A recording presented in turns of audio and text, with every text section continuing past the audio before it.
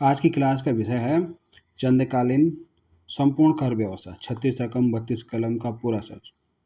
अब ये तो हम जानते हैं, लेकिन परीक्षक जानता है कि छात्र राजाओं की कहानियां तो रट लेते हैं, लेकिन टैक्स और प्रशासनिक करों की सूची छोड़ देते हैं। और 2026 के इस नए पैटर्न में इसी गहराई से सबसे ज़्यादा प्रश्न पूछे जा रहे हैं।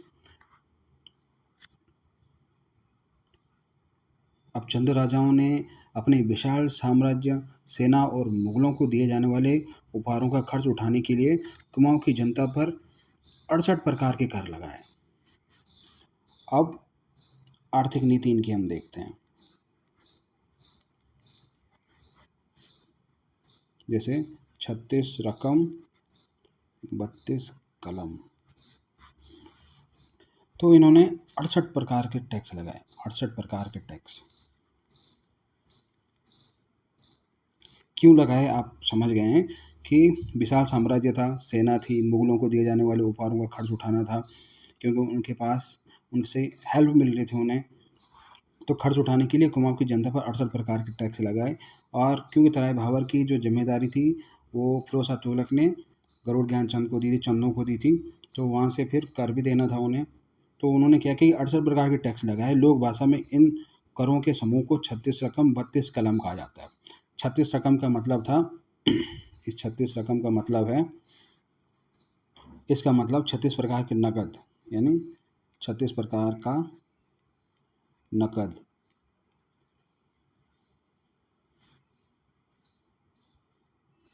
या फिर अनाज के रूप में।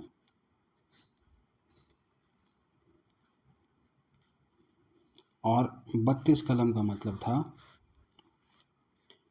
32 प्रकार के प्रशासनिक लेखकीय शुल्क, यानी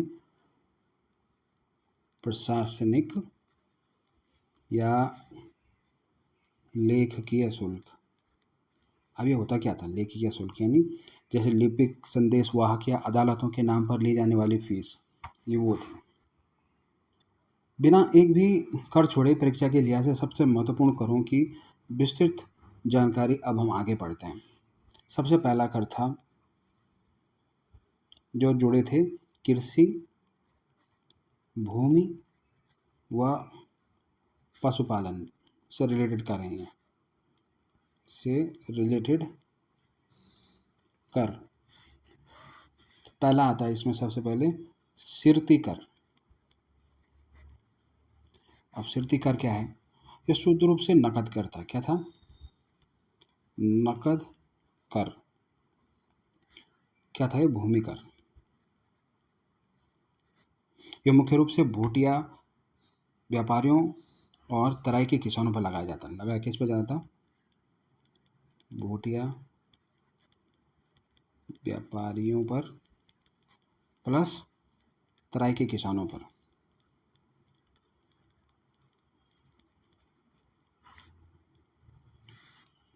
अब दूसरा आता है बेकर कर। बेकर कर क्या था ये? जब किसान नगद टैक्स नहीं दे पाता था तो वह राजा को अनाज के रूप में जो भूमि कर देता था उसे बेकर कहते हैं, यानी अनाज के रूप में दिया गया भूमि कर। ठीक है, जब नकद ना हो, जब नकद ना हो। ठीक है। अब तीसरा कर आता है कूट।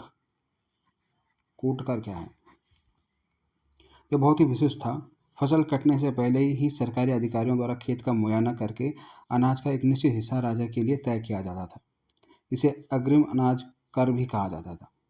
ठीक है। घी कर आपने पढ़ दिया है कि गाय भैंस पालने वाले पशुपालकों से राजा के भोजनालय के लिए लिया जाने वाला घी का टैक्स।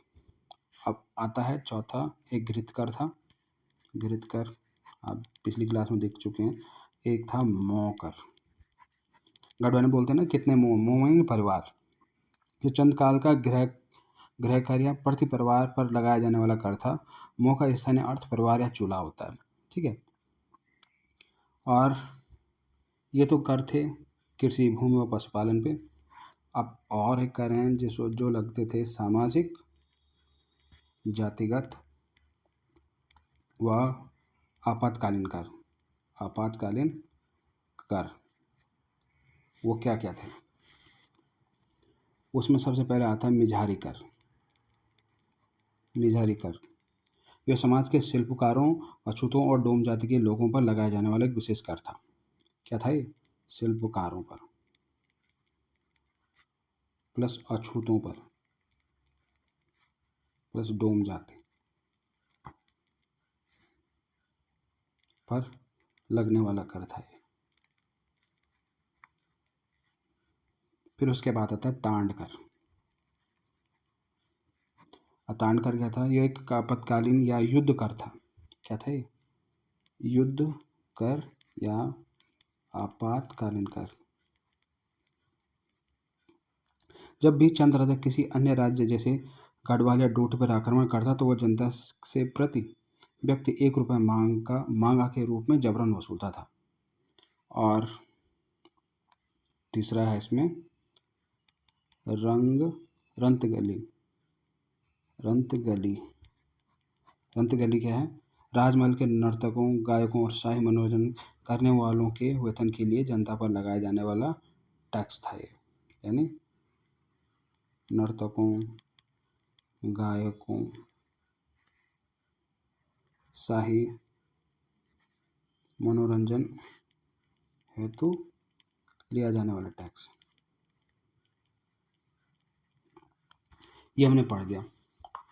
तो 2 चीज़ें हमने पढ़ दी। एक है कृषि, भूमि व पशुपालन से रिलेटेड कर। दूसरा हमने पढ़ा सामाजिक, जातिगत और आपातकालीन कर। और तीसरा हम पढ़ते हैं प्रशासनिक व राजमहल कर। वो क्या क्या है? एक है कनक। चंद काल में सोने की खदानों से सोना निकालने वाले मजदूरों और व्यापारियों पर लगने वाला कर था ये। ठीक है। एक है जूला या जूलिया। जूला या जूलिया कर, यानी सोने की खदान में लगे लोगों का वेतन हेतु कर। ठीक है। जूलिया करता क्या करता? नदियों पर बने लकड़ी या लोहे के झूला पुलों को पार करने वाले व्यापारियों से लिया जाने वाला कर था, जिसे पारगमन शुल्क कहते हैं। और तीसरा था इसमें हिलियाणी। हिलियाणी झुमाणी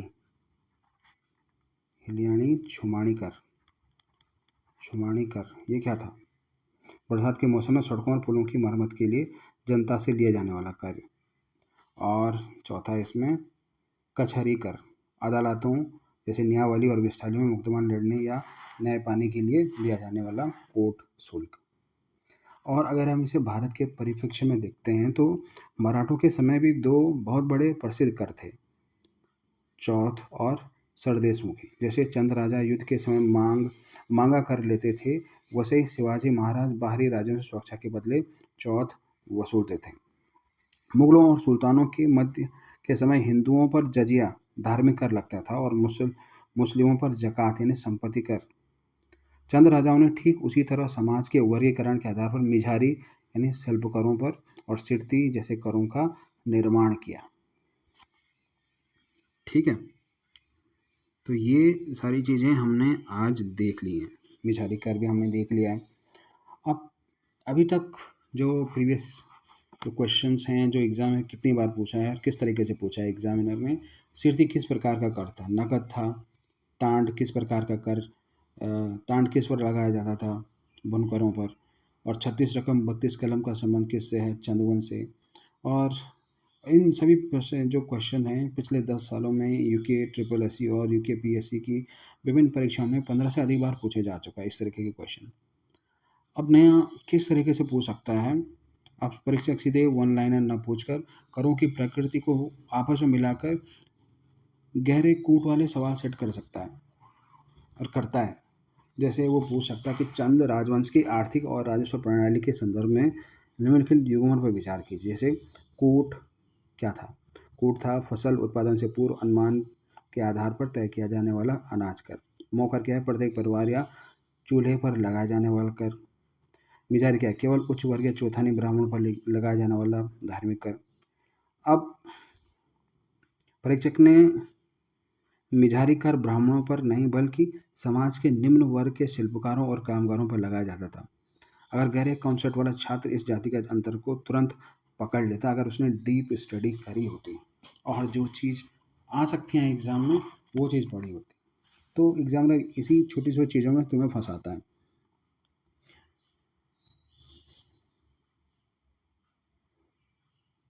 अब थोड़ा सा इसको क्विक रिकैप करते हैं। 36 रकम 32 कलम चंद काल के कुल 68 करों का समूह है। सिरती क्या है? नकद भूमि कर था। बैकर क्या है? अनाज के रूप में लिया जाने वाला भूमि कर था। कूट क्या है? फसल कटने से पहले तय अनाज कर था ये। मोकर क्या है? प्रति परिवार गृह टैक्स था ये। मिजारी क्या है? शिल्पकारों और डोम जाति पर लगने वाला कर था। तांड कर क्या था? ये बुनकरों पर लगने वाला कर था। मांगा क्या है? आपातकालीन या युद्ध कर था ये। और रंतगली क्या है? राजमहल के कलाकारों हेतु कर। जूलिया या सांगा कर क्या है? नदी पुल पारगमन शुल्क था। हिलियाणी या छुमाणी क्या है? सड़क व पुल मरम्मत उपकर था ये। तो इस कर व्यवस्था के बाद चंद राजवंश के अंतिम राजाओं का दौर आता है, वो जहाँ हर्षदेव जोशी, कुमाऊं का मैकियावेली, चाणक्य की कूटनीति के कारण चंद साम्राज्य कमजोर होता है और 1790 में गोरखा सेना का कुमाऊं पर आक्रमण होता है, जिसे चंद वंश का हमेशा के लिए अंत हो जाता है। तो इसे हम आगे पढ़ेंगे। Thank you so much.